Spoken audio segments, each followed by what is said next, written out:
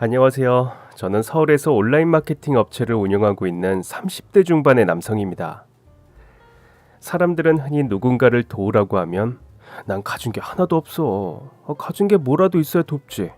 라고 생각하거나 내가 당장 죽을 지경인데 돕긴 누굴 돕냐고 생각하실지도 모릅니다. 하지만 다른 이에게 자기가 가진 걸 줘서 가난에 빠진 사람은 없다는 명언이 있습니다. 우리가 사는 인생은 던지면 돌아오는 부메랑 같아서 무엇이든 베푼 만큼 받는다는 걸 얼마 전에 몸으로 느꼈습니다.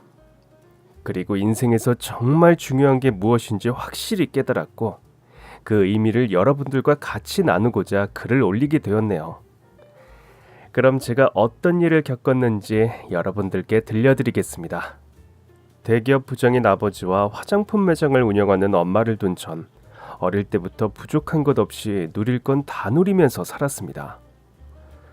물려받은 재산도 제법 있었고 부동산보다는 주식이나 펀드 같은 현금성 자산을 많이 가지고 있어서 아버지는 주위 사람들에게 알짜부자로 통했죠. 아버지는 구두쇠는 아니어서 주위 사람들에게 베푸는 걸 좋아하셨어요. 친구들과 술자리를 해도 계산은 언제나 아버지가 맡아서 했죠. 그러니 아버지 곁엔 따르는 사람들이 많았습니다. 돈을 버는 것도 중요하지만 쓸 줄도 알아야 돼. 수전노란 돈의 노예가 된 사람을 말하는 거야. 넌 절대 그렇게 되면 안 돼. 저희 가족은 해마다 휴가철이면 해외의 유명 관광지로 장기간 여행을 다녔고 남들은 평생의 꿈으로 여기는 크루즈 여행도 여러 번 했어요. 우와, 엄마 저거 돌고래 맞지? 그래, 배 주위를 계속 맴돌고 있네. 우릴 반겨주는 것 같아. 사진 찍어줘. 호화로운 크루즈선을 타고 유유히 태평양을 가로질러 가며 돌고래들과 인사를 하던 기억이 아직도 또렷하게 남아 있습니다. 우리 이번 겨울엔 어디로 갈까? 따뜻한 남미로 가볼까? 해외는 많이 가봤잖아요. 난 스키 타고 싶어요. 그럼 강원도에 콘도 빌려놓을 테니까 방학 동안 친구들 데리고 가서 마음껏 놀아라. 어릴 땐 해외로 돌아다녔지만 고등학생이 되자 전 스키에 흠뻑 빠졌고 겨울방학이 오기만을 기다렸고 여름이면 경치가 좋은 곳으로 캠핑을 다녔죠. 어릴 땐 사람들이 모두 다 이렇게 풍족하게 사는 줄로만 알고 있었는데 고등학교를 다닐 때 세상엔 돈이 없는 사람도 있다는 걸 알게 되었죠. 고등학교 같은 반 친구 중에 유독 외톨이처럼 잘 어울리지 못하는 애가 있었어요. 잘 씻지도 않는지 몸에선 냄새가 나서 모두 가까이 하려고 들지 않았죠. 그런데 학기가 바뀌면서 그 친구가 제 짝이 되었어요. 저도 퀴퀴한 냄새가 나서 싫었지만 그래도 짝꿍이라 내색하지 않았죠. 학용품도 변변하게 없어서 제가 빌려주곤 했었고요. 다른 애들이 상대해주지 않으니 그 친구는 매사에 자신 없는 모습이었고 위축되어 있었어요. 너 공책이 없는 것 같더라. 이거 써. 더 필요하면 나한테 말해. 제가 연필이나 공책을 줘도 희미하게 웃기만 할 뿐 말이 없었습니다. 하루는 교무실 청소를 하고 있는데 그 친구가 담임 선생님과 같이 들어왔어요.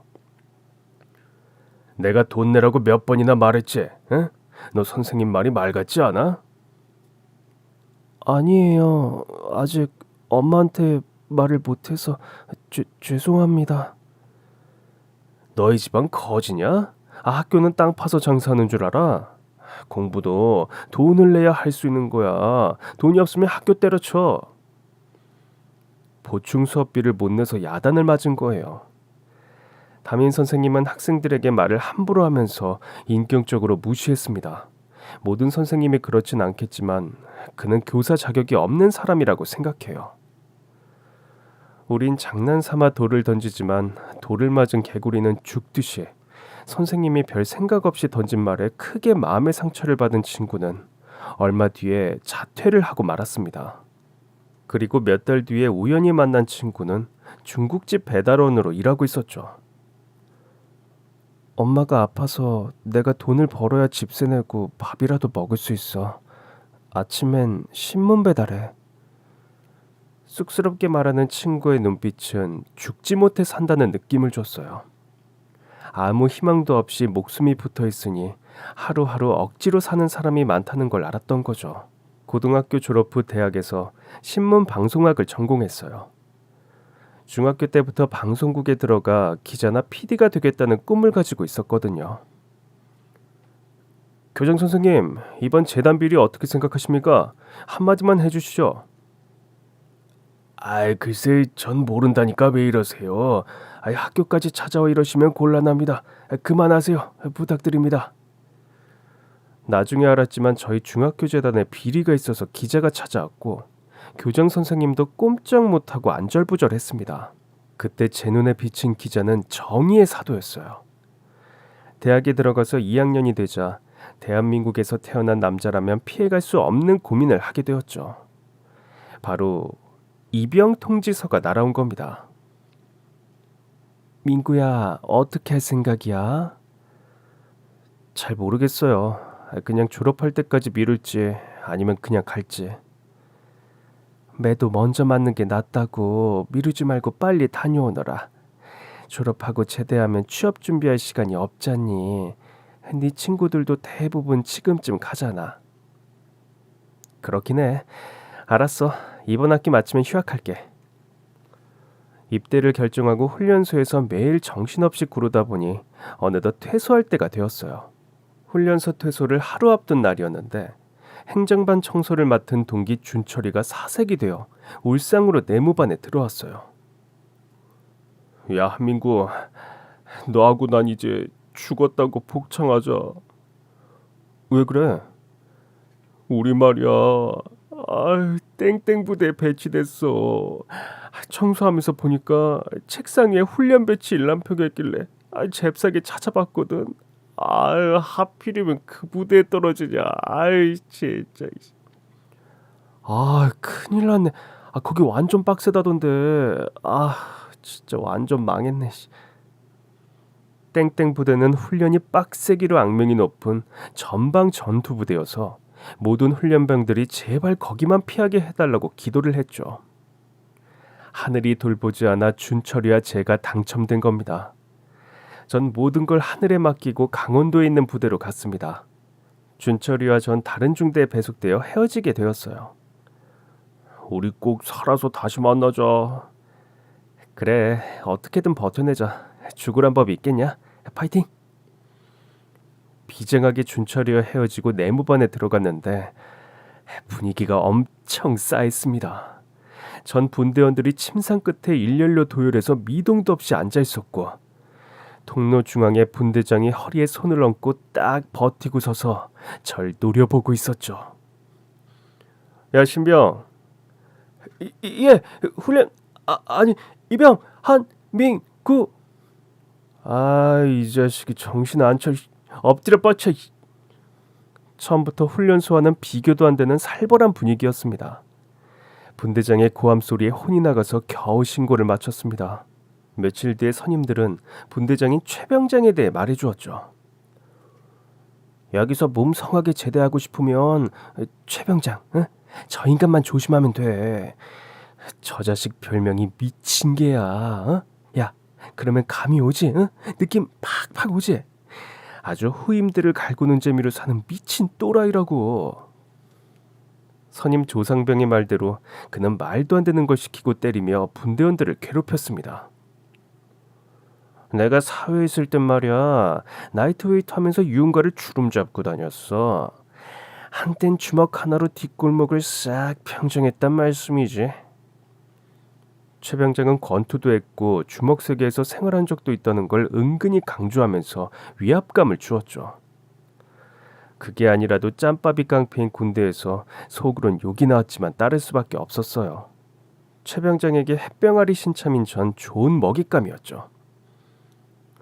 한민구, 넌 이제부터 인간 샌드백이다. 조금이라도 피하거나 움직이면 여기다 묻어버릴 테니까 그렇게 하라. 훈련이나 작업을 나가서 휴식 시간이 되면 어김없이 절 차렷 자세로 세워놓고 툭툭 치면서 섀도우 복싱을 했습니다. 주먹을 피하기라도 하면 절 산채로 묻어버릴 기세로 흥분했어요. 제가 희생양이 되어서 최병장에게 시달리게 되자 제 맞선임은 그 인간의 괴롭힘에서 해방되었죠. 여기서 맞선임이란 바로 위의 고참을 말하는 겁니다. 그 인간은 욕을 입에 달고 살면서 조그만 수가 틀려도 후임들에게 주먹질을 해댔습니다.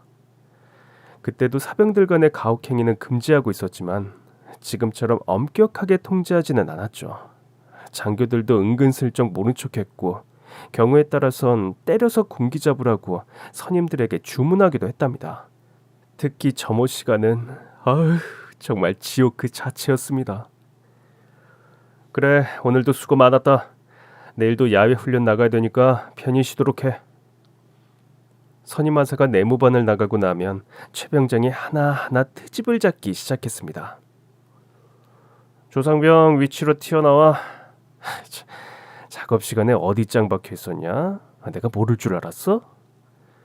조상병을 신나게 갈군 최병장이 절 쳐다봤습니다. 그럼 그렇지. 절 그냥 지나칠 리가 없었죠. 한민구, 넌 이등병이 하는 짓거리가 꼭 말년병장이다. 내가 지시하면 발바닥에 땀 나도록 빠릿빠릿하게 움직여. 하지만 군대 온 이상 피할 수 없는 고통은 즐기라는 말처럼 묵묵히 견뎠습니다. 핑계 없는 무덤 없다고 분대원들은 모두 사연을 가지고 있었는데 그 중에 정말 특이한 사람이 하나 있었습니다. 최 박사라는 1등병이었죠. 미친 개 같은 최 병장도 최 박사만큼은 절대 터치하지 않고 존댓말을 했어요. 최 병장뿐만 아니라 중대장도 최 박사에게 함부로 반말을 하지 않았죠. 겨우 1등병인데 말이에요. 여기엔 다 이유가 있었는데 일단 최 박사는 나이가 35이었죠. 뭐하다가 30이 넘어서 장교도 아니고 그것도 사병으로 군대에 왔는진 모르겠지만 나이빨이 있으면 아무리 싸가지는 밥 말아먹은 최 병장도 함부로 대하지 못했던 거죠. 그는 모든 작업이나 훈련에서 열애대였습니다. 단체 기합이나 점호조차 열애였어요. 나도 들은 말인데 국내에서 대학원을 마치고 미국으로 건너가가지고 박사 학위 받고 대학에서 강의하다가 귀국했대. 공부한다고 미룰 수 있는 만큼 미루다가 결혼까지 한 뒤에 온 거라고. 듣자하니 집안도 재력가에 엄청 빵빵하대. 그러니까 장교들도 잘 보이려고 굽신굽신 거리는 거야. 그냥 나이 많아서 대접받는 게 아니라고. 최 박사는 장교들의 배려하에 여름엔 시원하고 겨울엔 따뜻한 행정반을 지키고 앉아 있었습니다. 한여름에 하루 종일 훈련받고 지쳐서 헥헥거리며 내무반에 들어오면 최 박사는 딱하다는 표정을 지었죠. 이 더운 날씨에 뺑뺑이 치느라 고생들 했어. 내가 시원하게 콜라 쏠 테니까 PX 가자. 콜라를 마시면서 맞은편에 앉은 최 박사에게 궁금했던 걸 물었습니다. 박사님, 제가 들으니까 미국에서 공부하셨다고 하던데 맞아요? 그래, 한국에선 응용수학 박사를 받았고 미국에선 기계공학으로 박사 받았지. 그러시면 그냥 국적 포기하고 미국 시민권 받으시지 그러셨어요. 그럼 군 문제도 해결되잖아요. 물론 그렇지. 그런데 난 큰 꿈이 있어서 귀국을 선택했어. 그리고 군대 때문에 미국 사람으로 살 생각은 조금도 없었거든. 그럼 박사님 꿈은 뭔가요? 그건 아직 구상 중이라 지금은 말할 수 없어. 언젠간 내 머릿속에 있는 생각들이 꿈틀거리다 밖으로 나와서 자리를 잡으면 지금까지 몰랐던 새로운 세상이 펼쳐질 거야. 뭔가 저 같은 보통 사람과는 생각하는 차원이 한 단계 높다는 느낌을 받았습니다. 아무래도 지나치게 많이 배워서 그런 것 같았죠. 하루하루 고된 훈련과 최 병장에게 시달리는 사이에 6개월이 훌쩍 지났지만 운이 따르지 않아 후임이 들어오지 않았습니다. 그러다 벽돌 한 장을 더 얹어서 일병이 된 뒤에 기다리고 기다리던 후임을 받게 되었습니다. 이병 한준호 신고합니다. 신병, 넌 뭐하다 들어왔냐? 네, 땡땡대학 컴퓨터공학과 다니다 왔습니다. 뭐? 거긴 공부벌레들만 가는 대학 아니야? 이 자식 생긴 건 어벙한데 머리는 제법 좋은 모양이네. 솔직히 검은 뿔테 안경을 쓴 준호는 어딘지 모르게 나사가 하나 풀린 듯한 느낌을 줬고 예상대로 몸을 쓰는 데는 서툴러서 적응을 하지 못하고 하는 짓마다 실수 연발이었죠. 준호는 고문관으로 선임들에게 단단히 찍혔고 특히 최병장이 가만둘 리가 없어서 매일 괴롭힘을 당합니다. 넌 삽질도 할 줄 모르냐? 아 진짜 그따위로 해서 언제 작업 끝낼 거야? 확실히 하겠습니다. 너 내가 좋은 말로 하니까 모르겠지? 어? 아 차려. 최병장은 준호를 인간 샌드백으로 세워놓고 고양이가 쥐를 가지고 놀듯이 했습니다. 호되게 당하고 풀이 죽어있는 준호를 위로하며 다독여줬어요. 거꾸로 매달아도 국방부 시계는 간다. 3개월만 견디자. 3개월. 최병장의 저녁까지 남은 시간이었죠. 최병장에게 찍힌 준호를 돕다가 괜히 불똥이 튈까봐 다른 분대원들은 모른 척했지만 전 그럴 수 없었습니다. 제가 편해지겠다고 궁지에 몰린 후임을 모른 척할 수는 없었던 거예요. 준호야, 전투화를 그렇게 닦으면 광이 안 나. 잘 봐. 약만 잔뜩 바른다고 되는 게 아니야. 세상 모든 일은 요령이란 게 있어. 군대도 마찬가지야. 자, 이렇게 손목 스냅으로 닿는 게 중요해. 네, 앞으로는 가르쳐 주신 대로 열심히 하겠습니다. 훈련 뒤에 총기를 분해해서 청소하는 법도 가르쳐주고 그동안 몸으로 터득한 최병장의 기분을 맞춰주는 비법도 알려주면서 친해지게 되었죠. 준호는 저를 믿고 열심히 따라했고 선임들 몰래 PX에 데리고 가서 컵라면을 사주기도 했습니다. 두어 달이 지나자 사적인 대화도 하는 편한 사이가 되었어요. 부모님은 중학교만 겨우 졸업하셨습니다. 가난은 대물림 된다는 말처럼 워낙 가진 게 없는 형편이라 아버지가 공사판에서 일하고 엄마 시장에서 노점을 하면서 뼈 빠지게 일하셨지만 늘 돈에 쪼들리셨습니다. 아버지가 현장에서 사고를 당해 돌아가신 뒤로 엄만 혼자 제 뒷바라지 하느라 고생을 너무 하셨습니다. 그래서 엄마만 생각하면 가슴이 아픕니다. 저 꼭 성공해서 엄마 편하게 모실 겁니다. 홀어머니를 위하는 준호의 마음은 각별해서 매일 전화를 했습니다. 당시엔 사병들이 휴대폰을 쓴다는 건 상상조차 할 수 없는 일이었고 부대에 공중전화가 딱 2대 있었습니다. 일과가 모두 끝나야 전화를 할 수 있었죠.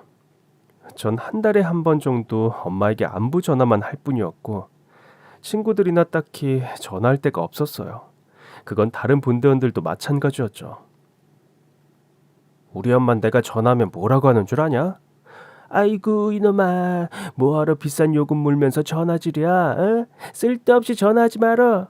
아휴 이러신다고. 아들 군대 보내놓고 이 천하태평인 사람은 아마도 우리 엄마밖에 없을 거야. 대부분 특별한 일이 없으면 시외통화 요금 때문에 전화를 잘 안 했어요. 하지만 엄마와 통화하는 게 일과처럼 된 준호는 그날도 점호 시간 전에 전화를 했고 그날따라 통화가 길어졌는데 뒤에서 기다리던 다른 소대 선임이 열을 받았습니다. 아, 이 자식이 전화기 전세 냈나. 곧 점호 준비해야 되는데. 야, 뒤에 기다리는 거 안 보여? 아, 진짜 이등병 나부랭이가 죽고 싶네. 빠져가지고. 죄송합니다. 엄마가 계속 말씀하셔서 끊을 수가 없었습니다. 뭐? 야, 그럼 나는 엄마 없냐? 어? 야, 너만 엄마 있냐고. 화가 난 선임에게 욕을 먹고 덤으로 싸다구까지 맞았습니다. 늘 그렇지만 준호는 엄마 전화만 하고 나면 표정이 아주 좋지 않았어요. 한일병님, 모레 휴가 가시지 말입니다. 그래. 필요한 거 있으면 말해. 내가 사다 줄게. 필요한 건 없고 부탁드릴 게 한 가지 있습니다. 저희 집에 한 번만 들러서 엄마한테 저는 잘 지내니까 걱정 마시라고 전해주시면 안 되겠습니까? 죄송합니다. 저 이런 부탁 드리면 안 되는데 어머니가 너무 걱정돼서 그렇습니다. 우리 사이에 죄송할 게 뭐가 있어. 알았어, 내가 잠깐 들릴게. 1년 만에 서울역에 내리니 새삼 감회가 새로워졌어요. 익숙했던 모든 것들이 낯설었고 마치 교도소에서 징역 1년을 살고 출소한 느낌이었죠. 아유, 세상에, 얼굴이 아주 까맣게 탔구나. 얼마나 고생이 많니. 아유. 엄만 절 보자마자 눈물부터 보이셨고 아버지도 건강한 모습으로 집에 온 절 반겨주셨어요. 다음 날부터 친구들과 어울려 시간을 보냈습니다. 휴가 때는 아무 생각도 하지 말고 매일 술에 쩔어 살다가 복귀하는 거야. 내가 그랬다고. 야, 자 마시자. 뺑이 치는 민구의 건강한 군 생활을 위하여. 복귀하는 날을 하루 앞두고 준호의 집을 찾아갔습니다. 준호의 집은 산동네였는데 미로를 연상시키는 비좁은 골목이 얽혀 있어서 집을 찾는 게 쉽지 않았어요. 골목 양 옆으로 다 쓰러져가는 판잣집들이 다닥다닥 붙어 있었습니다. 한참을 헤매다 리어카에 폐지를 잔뜩 싣고 오는 할머니에게 길을 물었어요.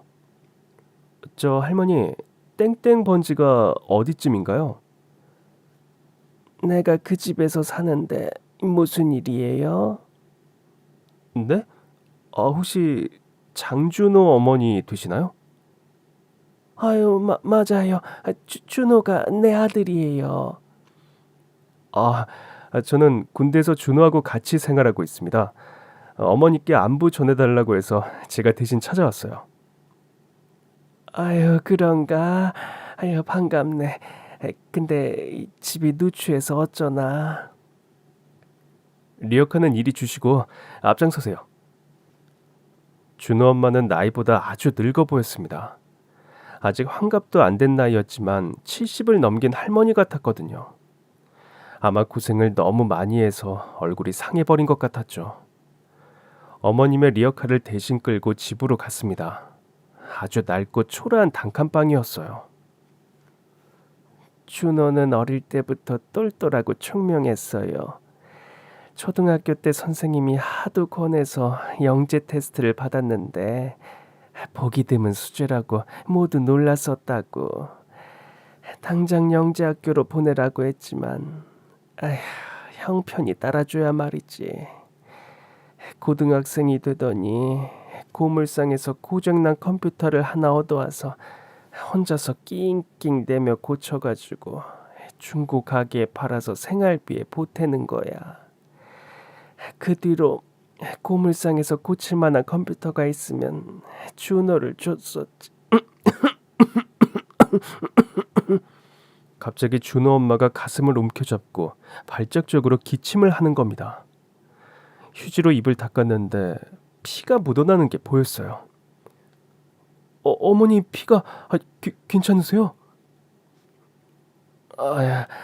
괜찮아. 혈액이 재발해서 그런 거야. 저랑 같이 병원에 가요. 피를 토하시는데 이러고 계시면 안 됩니다. 약은 먹고 있으니까 걱정 말게. 요즘 폐지 줍느라 힘이 들어 그런 것뿐이야. 남편 먼저 보내고 하나뿐인 아들도 나라에 맡기고 혼자 폐지를 주우며 사는 그녀를 보자 안쓰러워서 도저히 그냥 갈 수가 없었어요. 지갑을 뒤져 가진 돈을 모두 드렸습니다. 어머니는 한사코 거절했지만 전 억지로 쥐어드렸어요. 행여 준호한테 내가 피를 토했다는 말은 절대 하지 말어. 응? 제발 부탁이야. 이거 알면 타령할지도 몰라. 준호 엄만 거듭 신신당부를 했습니다. 한유병님 잘 다녀오셨습니까? 저희 엄만 잘 지내셨습니까?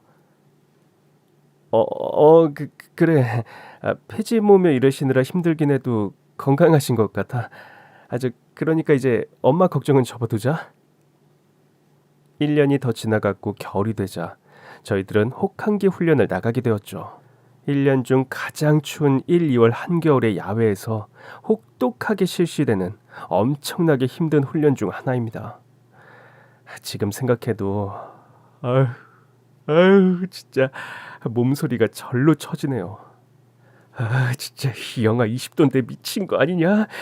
밖에 나가서 오줌 싸면 바로 얼어버릴 날씨. 아유, 이게 구덩이 파놓고 뭐 하는 짓이야 진짜. 내 말이. 아유, 진짜 군발이는 인간이 아닌 거야 진짜. 조씨. 그날은 아침부터 한방눈이 마구 퍼부어서 앞이 거의 보이지 않아 계획한 훈련은 취소하고 제설 작업 후에 참호에서 뒹굴며 대기하고 있었죠. 추웠지만 오랜만에 편하게 누우니 잠이 쏟아졌습니다. 점심시간이 되었는데 문제가 생겼어요. 부대원들이 먹을 밥과 국을 실은 트럭이 눈 때문에 못 올라오니 가지러 내려가야 했습니다. 저와 준호도 차출되어 내려갔고 국통을 들고 산을 올라던 준호가 미끄러져서 발목을 삐고 말았습니다. 준호야, 괜찮아? 죄송합니다. 발목을 삔 것 같습니다. 걷질 못하겠습니다. 내가 부축해 줄 테니까 어서 일어나. 전 절뚝거리는 준호를 부축해서 돌아왔는데 최병장은 국을 쏟았다고 준호를 쥐잡듯이 몰아세웠어요. 다친 사람한테 너무한다는 생각이 들어서 전 대들었습니다. 최병장님, 국통 아픈 게 무슨 대수라고 다친 애를 쥐잡듯이 갈구십니까? 그만하시면 안 됩니까? 야, 한상병, 너 쥐약 먹었냐? 와, 군대 많이 좋아졌다. 후임이 선임한테 막 대들고. 예전 같으면 주눅이 들었겠지만 이젠 짬밥과 서열이 제법 있는 상병이라 전과는 달리 대차게 나갔습니다. 그러자 최병장도 당황한 것 같았죠. 얼굴이 벌개져서 소리를 질렀지만 주먹질을 함부로 하진 못했으니까요. 야, 무슨 일이야? 최병장, 너 또 후임들한테 꼬장 부렸냐? 아무것도 아닙니다, 선임하사님. 아이고, 그럼 빨리 밥이나 쳐 드세요. 훈련 받아야 될 거 아니야. 선임하사가 나타나자 최병장이 꼬리를 내리고 말았죠. 훈련이 끝나고 며칠 후에 준호와 최 박사는 군단본부로 한 달간 파견을 가게 되었습니다. 준호는 자주 행정반에 불려가곤 했는데 사단도 아니고 군단에 파견을 가다니 모두들 무슨 일인지 의아하게 생각했어요. 더 놀라운 건 복귀한 준호가 포상휴가를 받은 겁니다. 파견 가서 무슨 짓을 했길래 포상휴가를 받았냐? 컴퓨터 프로그램 작업을 조금 했습니다. 그랬구나. 하여튼 잘 됐다. 올 때 아주 좋은 잡지, 알지? 그거 사가지고 와라. 준호는 엄마를 만날 생각에 입이 귀에 걸려서 휴가를 갔죠. 그런데 일주일 후에 복귀한 준호의 표정이 죽는 날 받아놓은 사람 같았습니다. 그러더니 초병 근무를 서다가 혼자 울고 있는 걸 봤습니다. 야, 너 왜 울어? 집에 무슨 일이라도 있어? 혹시 어머니 건강이 더 안 좋아지신 거야? 그렇습니다. 병원에 모시고 갔는데 결핵을 놔뒀더니 그게 폐암으로 변했다고 합니다. 의사가 빨리 수술을 해야 한다고 합니다. 소리내 우는 준호를 가만히 보고 있자니 저도 가슴이 답답해졌어요. 힘내라고 위로해줬지만 딱히 방법이 없었죠. 한 달 뒤에 소대장이 중위로 진급하면서 다른 부대로 전출을 가고 새로운 소대장이 왔는데 놀랍게도 여자 소위였어요. 신임 소대장은 아주 깐깐했습니다. 모든 일을 정해진 원칙대로 처리했고 인정사정 없는 로봇 같은 군인이었죠. 며칠 후에 흰 장갑을 끼고 내무반에 들이닥친 소대장은 구석구석을 손을 훑어보고 시커멓게 묻어나오는 먼지를 보더니 호통을 쳤습니다. 청결 상태가 아주 엉망이야. 당장 대청소를 실시한다. 불벼락을 맞은 저희들은 일사불란하게 쓸고 닦으면서 청소를 했는데 최병장은 침상에 가만히 누워 있었습니다. 최필수병장, 넌 내 말이 안 들려? 당장 일어나! 시끄러 죽겠네. 소대장님, 내일 모레면 민간인입니다. 좀 봐주시면 안 됩니까? 난 이등병이나 말년병장이나 똑같이 취급한다. 당장 일어나서 청소해. 저녁이 보름 남은 최 병장은 떨어지는 낙엽도 피해 다녀야 하는 말년이었는데 마지막까지 더러운 성깔 못 버리고 소대 최고참의 힘을 보여주며 기선제압을 하려고 일부러 시비를 걸었습니다. 소대장이 여자라고 깔보고 개겼던 겁니다. 마지막 명령이다. 지금 당장 일어나. 아 진짜 여자가 돼가지고 진짜 날 치고 있어야 짜증나. 뭐라고? 최 병장, 너 이러는 거 하극상이라는 거 아나? 너 이러는 거 지금 하극상이라는 거 아나? 소대장님, 적당히 넘어가면 안 됩니까? 이 자식 안 되겠네. 오늘 계급장 떼고 한판 붙자. 너 체력 단련실로 당장 따라와. 상상도 못했던 일이 벌어지자 저희들도 모두 몰려갔습니다. 소대장님, 정말 후회 안 하실 겁니까? 당연하지. 내가 저도 전혀 문제 삼지 않을 테니까 안심하고 덤벼봐. 최 병장은 실실 웃다가 소대장에게 주먹을 날렸는데 그녀는 가볍게 피하더니 최 병장의 멱살을 잡고 바로 엎어치기로 매다 꽂아버렸어요. 소대장은 전직 유도 선수 출신이라고 했습니다. 처음 봤을 때부터 몸에서 풍기는 포스가 예사롭지 않았거든요. 운동할 때부터 내가 가장 경멸하는 인간이 윗사람한테 대드는 것들이야. 오늘은 이 정도로 끝내지만 한 번만 더 개겼다간 휠체어에 앉아서 저녁 신고하게 될 거야. 네, 알겠습니다. 충성. 드디어 모두가 기다리던 최 병장이 제대를 하는 날이 되었습니다. 그날 밤에 분대원들은 그놈에게 평생 잊지 못할 저녁방을 선물해 주었죠. 밤 12시를 넘기자 불침번을 서고 있던 준호가 세상 모르고 자고 있던 최 병장을 깨웠습니다. 야, 최필수, 일어나. 야, 너 지금 뭐라고 했어? 어디서 반말이야? 12시 넘겼으니까 넌 민간인이고 우린 군인이잖아. 같은 신분인 줄 아냐? 최 병장은 준호를 가소롭게 쳐다봤지만 내무반에 불이 켜지고 분대원들이 모두 일어나 다가오자 상황은 확 달랐습니다. 이 자식들 왜 이래?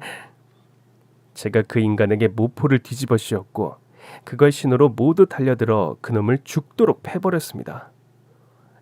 야, 아빠, 니들 사회에서 만나면 진짜 가만 안 둔다. 자식이 웃기고 있네. 야 임마, 네가 여기서나 왕이지 사회에서도 왕인 줄 아냐? 억울하고 분하면 때려봐. 그러면 이제 넌 헌병이 아니라 경찰 관할로 넘어갈걸? 사회생활 감방에서 시작하고 싶으면 시원하게 때려봐. 이거 이놈 아직도 노래 보면서 일을 가네. 아무래도 덜 맞은 것 같아. 야, 확실하게 더 밟아봐. 야. 아니. 그만해. 미안하다고 했잖아. 어디서 반말이야. 미안하면 꿇어. 전 흠씬 두들겨 패주고 늦었지만 그제야 상황 파악을 한 최 병장이 바로 바닥에 내려가 무릎을 꿇고 싹싹 빌기 시작했습니다. 저 형님들 죄송합니다. 사회 나가면 잘못을 평생 반성하면서 착하게 살겠습니다. 부디 너그러운 마음으로 용서해 주세요. 최 병장은 괜히 오기를 부렸다가 매를 벌었고 분대원들은 한마음이 되어서 그간 쌓였던 한을 시원하게 풀어버렸죠. 저녁 신고를 할 때 최 병장은 퍼렇게 멍이 들어서 얼굴이 엉망이었지만 소대장은 슬며시 모른 척 해주었습니다. 최 박사와 다른 선임들도 차례로 저녁을 했고 절대 오지 않을 것 같던 제가 저녁하는 날이 되었어요. 저녁 신고를 마치고 나오자 준호가 기다리고 있었습니다. 준호의 눈가엔 아쉬움에 눈물이 맺혀 있었죠. 한병장님 보고 싶을 겁니다. 그동안 신경 써주셔서 정말 고맙습니다. 이제 너도 다음 달이면 병장이니까 후임들 잘 챙기고 몸 건강하게 사회에서 만나자. 그리고 이거 받아둬라. 이게 뭡니까? 돈 아닙니까? 한 200만 원 정도 될 거야. 그동안 내가 월급 받은 거 모은 거야. 너 제대하면 복학해야 될 거 아니야. 얼마 안 되지만 그거 등록금에 보태. 감격한 준호는 말을 잇지 못했습니다. 솔직히 등록금을 어떻게 마련하나 걱정하던 중이었습니다. 정말 감사합니다. 사회 나가면 꼭 은혜 갚겠습니다. 6개월만 잘 버티고 아주 나한테 갚을 생각하지 말고 아픈 어머니 잘 모셔. 준호는 위병소까지 따라 나와 울면서 배웅했습니다. 집에 돌아온 전 부모님께 준호 엄마에 대해 말씀드렸습니다. 그런 사정이 있었구나. 아휴, 뭐 돈이 문제겠어. 사람부터 살고 봐야지. 내가 도와주마. 준호 엄마가 수술을 받도록 도와달라고 부탁하자 아버지는 흔쾌히 승낙하셨어요. 그 사이에 준호 엄마의 상태는 많이 심해졌습니다. 복수가 차고 혼자선 거동하기도 힘들어서 폐지를 줍는 건 고사하고 하루 종일 누워 있어야 했습니다. 아니다. 어렵고 힘들다고 남한테 기대기 시작하면 한도 끝도 없는 법이야. 내 몸은 내가 알아서 할 테니 걱정하지 마라. 어머니, 준호를 생각해서라도 건강해지셔야죠. 준호가 제대하기 전에 수술 받도록 하겠다고 약속했어요. 고집 부리지 마시고 제 말 들으세요. 준호 엄마는 완강하게 거절했지만 며칠 동안 설득한 끝에 병원에서 정밀 검사를 받게 되었어요. 폐암 3기까지 진행되었네요. 많이 늦어서 힘든 수술이 되겠지만 희망을 가지고 한번 해보죠. 6시간이 넘는 대수술은 성공적으로 끝났고 준호 엄마는 빠르게 건강을 회복했습니다. 항암 치료라는 고비를 넘어야 했지만 준호 엄마는 잘 견뎌냈어요.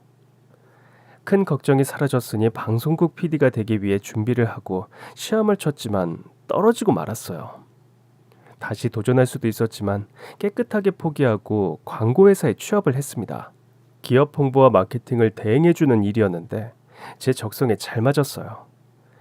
하는 일이 재미가 있으니 회사에서 능력을 인정받고 빠르게 승진해서 6년 만에 최연소 과장이 되었습니다. 축하한다. 능력 있는 친구가 과장으로 진급했는데 선물을 줘야지.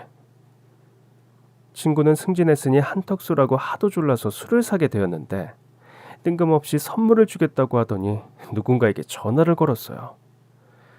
잠시 후에 베이지색 원피스를 입은 매력적인 여성이 웃으면서 저희들에게 다가왔습니다. 혜정아, 일전에 좋은 사람 있으면 소개해달라고 했지? 바로 이 남자야. 뭐야? 갑자기 이러면 어떡해? 그녀는 절 보더니 얼굴이 빨개졌습니다. 황당한 건 저도 마찬가지였어요. 이제 나는 빠질 테니까 둘이서 잘해봐. 졸지에 술집에서 소개팅을 하게 된 거죠. 전 처음부터 그녀가 마음에 들었어요. 외모에서 풍기는 청순한 느낌이 좋았고 하는 일이 의상 디자이너라고 했죠. 그래서 옷차림이며 행동이 세련된 여성이었습니다. 오늘 즐거웠어요. 혹시 이번 주말에 시간 괜찮으시면 같이 드라이브 하러 갈래요? 좋아요. 그녀도 제가 마음에 드는지 애프터 신청을 흔쾌하게 받아주었죠. 그리고 그 뒤로 6개월간 연애를 했고 약혼을 하게 되었습니다. 모든 게 술술 풀리던 저희 집에 아버지 친구분이 찾아오면서 불행의 먹구름이 드리워졌습니다. 정수야, 나 한 번만 살려줘. 염치 없지만 믿을 사람이 너밖에 없어서 그래. 5년 만에 찾아와서 다짜고짜 살려달라니 무슨 일이야? 공장이 곧 부도나게 생겼어. 다음 달에 20억짜리 어음이 돌아오는데 아휴, 그거 못 막으면 난 끝이야. 그분은 규모가 큰 공장을 운영하고 계셨는데 불경기에 대금 회수가 안 되면서 심각한 자금난을 겪고 있다고 했어요. 은행에서 대출을 받으려고 했지만 연대 보증인을 세우라고 했다는 겁니다. 네가 도와주면 반드시 일어난다. 너 나 믿지? 응? 제발 부탁이다. 네가 날 외면하면 난 바로 한강 가야 돼. 이렇게 나오니 아버지도 난감해졌죠. 하지만 벼랑 끝에 선 절박한 친구의 간절한 애원을 모른 척하지 못하고 보증을 서주겠다고 약속해버렸죠. 20억 대출을 받으시려면 보증 외에 담보가 있어야 합니다. 은행은 추가 담보를 요구했고 아버진 엄마의 화장품 매장을 걸려고 했어요. 친할수록 돈 거래는 하는 게 아니에요, 여보. 한 번만 더 생각해봐요. 당신 말이 맞아. 하지만 어떻게 물에 빠져 죽어가는 친구를 모른 척한단 말이야. 내가 책임질 테니까 당신은 나만 믿어. 내가 책임질게. 엄마가 아버지의 마음을 돌리려고 했지만 실패했고 아버지에게 매장을 담보로 세우는 데 필요한 서류를 내줬습니다. 다행히 대출을 받은 친구분의 공장은 아버지 덕분에 위기를 넘겼고 자금 사정도 좋아졌다고 합니다. 내가 다음 달부터 원금부터 차곡차곡 갚을 테니까 넌 걱정하지 마. 아유, 도와줘서 정말 고마워. 친구분의 전화를 받은 아버지는 마음을 놓았고 저도 그렇게 끝나는 줄 알았습니다. 하지만 생각도 못했던 어이없는 일이 벌어졌습니다. 보름 뒤에 친구분이 심장마비로 갑자기 세상을 떠나고 만 겁니다. 너무나 건강했던 친구가 죽었다는 소식을 들은 아버지는 넋이 나갔지만 정신을 수습하고 장례식장에 가서 친구 아들을 만났습니다. 이런 자리에서 꺼낼 말은 아니지만 내 사정이 급해서 그러네. 혹시 아버지한테서 빌린 돈이 있다는 말 들은 적이 있나? 네? 아니요. 저는 금시초문입니다. 친구 아들은 모르는 일이라고 발을 빼버렸다고 해요. 하지만 몇 달이 지나도록 아무 일이 없어서 아버지도 회사 일을 처리하느라 잊어버렸습니다. 하지만 은행은 잊어버리는 법이 없었죠. 1년 뒤에 은행 직원들이 회사로 찾아왔다고 해요. 곧 원금 20억 일시 상환하셔야 합니다. 알고 계시죠? 네? 한 번에 갚아야 한단 말입니까? 그렇습니다. 만약 상환이 안 되면 저희가 조치를 취하는 수밖에 없어요. 아버지는 보증에 대한 조건을 다시 훑어보셨고 1년 후 20억 전액 일시 상환이란 깨알 같은 글자를 발견하셨다고 해요. 확실히 뭔가 잘못됐고 심상치 않다고 여긴 아버지는 변호사를 찾아갔어요. 사모님 가게를 담보로 잡았고 연대 보증을 서셨네요.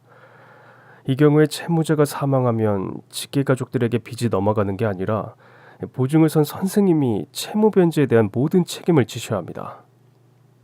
그럼 20억을 제가 갚아야 한단 말인가요? 그렇습니다. 죄송하지만 다른 방법은 없습니다. 아버지는 하늘이 노래졌고 일이 손에 잡히지 않으셨죠.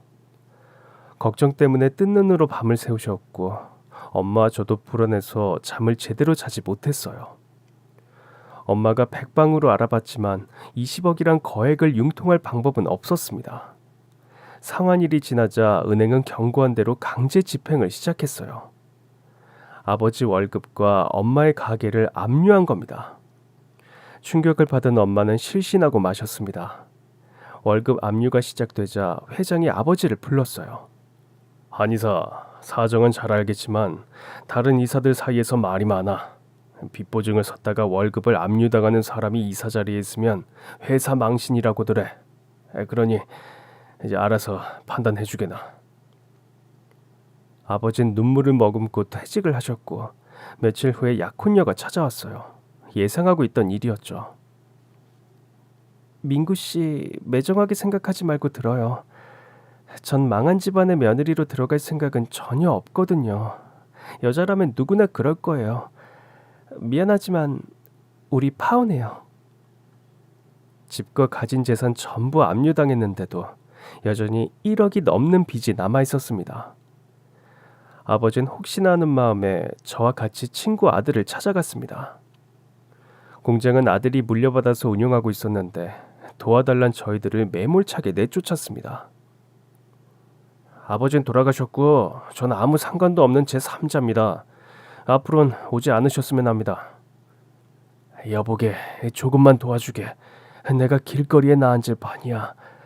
이 공장을 살린 사람이 바로 나란 말이야. 자꾸 말도 안 되는 소리 하면서 행패 부리시면 경찰 부르겠어요. 아, 경비들은 뭐 하고 있어? 아버지가 사정하면서 매달렸지만 친구 아들은 외면했고 경비들은 아버지와 절 밖으로 끌어냈습니다. 일자리를 알아보던 아버지는 경비로 일하게 되었고 엄마도 파출부로 나가면서 돈을 벌었습니다. 그래도 매달 적자였죠. 고민하던 전 결단을 내렸습니다. 회사를 그만두겠다니 대체 무슨 말이야? 많이 생각해봤어. 지금 희망퇴직 신청하면 1억을 받을 수 있어. 그걸로 남은 빚 갚고 새로 시작하자. 안 그러면 평생 빚만 갚다가 끝날 거라고. 미안하다. 모두 내 잘못이야. 아버지 잘못이 아니에요. 이렇게 될 줄 누가 상상이나 했겠어요. 맨주먹으로 다시 시작하면 돼요. 아버지 미안해서 고개를 들지 못하셨습니다. 회사를 그만두고 짐을 챙겨 나오는데 어쩌다 이 지경이 되었는지 허탈해서 그저 웃음만 나왔습니다. 여러 곳을 다니며 재취업을 알아봤지만 실패하고 말았어요. 당장 생활비를 걱정해야 하는 처지여서 급한 대로 인력시장에 나가기 시작했어요. 그래도 시간이 약이라는 말처럼 3년 정도 지나니 적응이 되어갔습니다. 민구야, 네 아버지 점심 도시락 좀 가져다 주고 와. 네 것도 챙겼으니까 아버지랑 같이 먹어. 그날은 비가 많이 와서 현장에 일이 없어 집에서 쉬고 있었는데 엄마의 부탁으로 아버지에게 도시락을 가져다 주러 갔습니다. 아버지가 일하는 회사에 도착해서 도시락을 건네주고 경비실 안에서 같이 밥을 먹었어요. 텔레비전에선 본격적인 휴가철을 맞아 해외로 떠나는 관광객들에 대한 뉴스가 나오고 있었죠. 화면을 보던 아버지가 문득 들고 있던 숟가락을 내려놓으신 겁니다. 예전엔 우리 이맘때면 크루즈선 타고 끝도 없는 태평양 위에서 아득한 수평선을 바라보고 있었는데 그 말을 듣자 목으로 넘어가던 밥이 딱 걸려버렸고 가슴이 먹먹해졌어요. 아버지의 마음속에는 우리가 잘 살던 시절에 대한 그리움이 아직도 남아있었던 거예요. 그때 엘리베이터 문이 열리고 정장 차림의 남자가 열어 내렸습니다. 그들을 본 아버지는 급히 밥을 삼키고 달려가서 90도로 인사를 하셨고 열린 문 사이로 소리가 들려왔어요. 사장님, 어디 나가십니까? 네, 국제회의가 있어서요. 일하시는데 불편한 건 없으세요? 없습니다. 늘 사장님께 감사하고 있어요. 다행이네요. 혹시라도 불편한 점 있으면 바로 말씀해 주세요. 이 회사 사장이 외출을 하는구나 생각하고 전 경비실 안에서 계속 밥을 먹고 있었죠. 잠시 후에 경비실 문이 열리고 누군가 안으로 들어오더니 고개를 갸웃거리면서 절 살펴보는 겁니다. 그리고 저와 눈이 마주쳤어요. 틀림없어. 한병장님, 저 모르시겠어요? 준호예요. 아니, 준호 네가 여기 사장이라니. 아니, 세상에. 준호는 제 손을 덥석 잡더니 감격한 표정으로 와라 끌어놨습니다. 그날 저녁에 준호는 절 호텔 레스토랑으로 초대했습니다. 근데 준호는 혼자가 아니었고 저도 잘 아는 사람과 함께 왔어요. 바로 최 박사였죠. 어이, 한병장 여전하구만. 이게 얼마만인가? 정말 반가워. 아니, 최 박사님, 어떻게 준호와 같이 오신 거예요? 일단 앉자고 차근차근 말해줄 테니까. 같이 저녁을 먹으며 그동안 무슨 일이 있었는지 모두 들을 수 있었습니다. 보자, 그때가 한창 컴퓨터 바이러스가 위세를 떨치던 때였어. 조심하라는 명령이 각 부대에 하달되어 있었거든. 그런데 우리 행정반 컴퓨터가 감염되어서 이 맛이 가버린 거야. 컴퓨터 달인을 자처했던 내가 나섰지만 안 되더라고. 그때 행정반에 용무가 있어 들린 준호가 대본에 고치는 거야. 그때 준호가 물건이라는 걸 알아봤지. 얼마 후에 군 현대화 사업의 일환으로 전산 프로그램을 개발한 전문 인력으로 최 박사를 차출하란 명령이 군단에서 내려왔다고 해요. 최 박사는 준호도 가게 해달라고 중대장에게 부탁했다고 합니다. 나야 뭐 컴퓨터 전문가로 사령부에 찍혀 있었으니 당연한 일이었지. 근데 이 준호 능력을 한 번 더 테스트하고 싶어졌어. 그런데 말이야, 준호 실력이 보통이 아니었어. 프로그램 짜는 데는 귀신이더라고. 그래서 포상도 받은 거야. 준호가 IT 업계를 뒤흔들 대형 사고를 칠 인물이란 확신이 들어서 내가 점 찍어놨지. 최 박사는 준호의 천재적인 자질을 알아보았고 준호가 제대를 하자 스카웃을 땡겼다고 해요. 준호는 최 박사의 아낌없는 지원을 받으며 7년 만에 작은 벤처기업을 순자산이 5천억이 넘는 세계적인 IT 기업으로 키웠다고 합니다. 한병장 기억나? 예전에 내 머릿속의 생각이 밖으로 나오면 세상이 뒤집어질 거라고 했지? 네, 맞아요. 바탕이 되는 그릇은 내가 만들었지만 마무리는 준호가 하게 될 거야. 최 박사는 사장 자리를 준호에게 물려주고 자긴 일선에서 물러나 회장 직함을 달고 여러 곳에 투자를 하고 있다고 했습니다.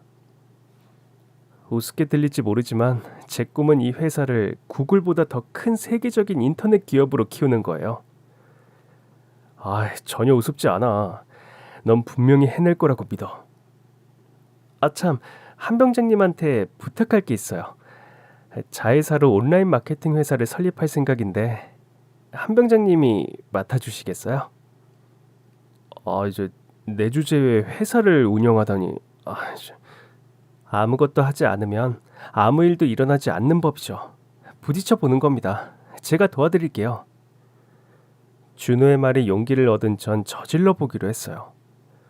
얼마 뒤에 들리자 아버진 마음이 잘 맞는 단짝 친구를 소개해주겠다고 하셨어요. 김 여사라고 회사 청소하는 아줌마인데 짬이 나면 같이 자판기 커피를 마시면서 이런저런 얘기를 하며 수다를 떠는 사이야. 가만히 있어보자. 이 오후 청소 마치고 올 때가 됐는데 저기 오는구만. 김 여사, 오늘은 늦었네. 아이고, 이제 화장실 변기가 막혀서 뚫느라고 늦었지. 손님이 아니 이게 누구야? 민구 아니냐? 아버지에게 손을 흔들며 반갑게 다가오던 아줌마를 보고 깜짝 놀라 그만 입이 벌어지고 말았죠. 준호 엄마였습니다. 저를 본 그녀도 감격해서 손을 잡고 눈물을 흘리면서 안아줬습니다. 네 덕분에 건강해졌어. 네가 날 살린 거야. 건강해지셔서 정말 다행이에요. 근데 어머니, 사장의 아들인데 왜 청소 일을 하세요? 이제 여유롭게 즐기면서 편하게 사세요. 그간 고생 너무 하셨잖아요. 일을 하던 버릇이 들어서 가만히 있으면 근질거려서 안 돼. 몸이 성하니 내가 도울 일이 이거밖에 더 있겠니? 아버지도 비로소 단짝 친구가 사장 엄마란 사실을 알게 되었죠. 그렇지만 아버지가 준 수술비로 준호 엄마를 살렸다는 말은 하지 않았습니다. 아버진 돈만 주셨지 서로 대면한 적이 없었거든요. 그렇다고 달라질 건 아무것도 없지. 그저 맡은 일 열심히 하면 되는 거 아니오? 당연한 말씀이에요. 열심히 일하고 커피 한잔 하면서 수다 떨어줄 친구가 있으니 세상 부러울 게 없어요. 준호 덕분에 사장이 된 전 35이란 다소 늦은 나이에 좋은 여성을 만나서 한 달 뒤에 결혼을 할 예정이에요. 가정을 이루고 나면 올 여름 휴가는 남해안으로 가족여행을 떠날 계획입니다.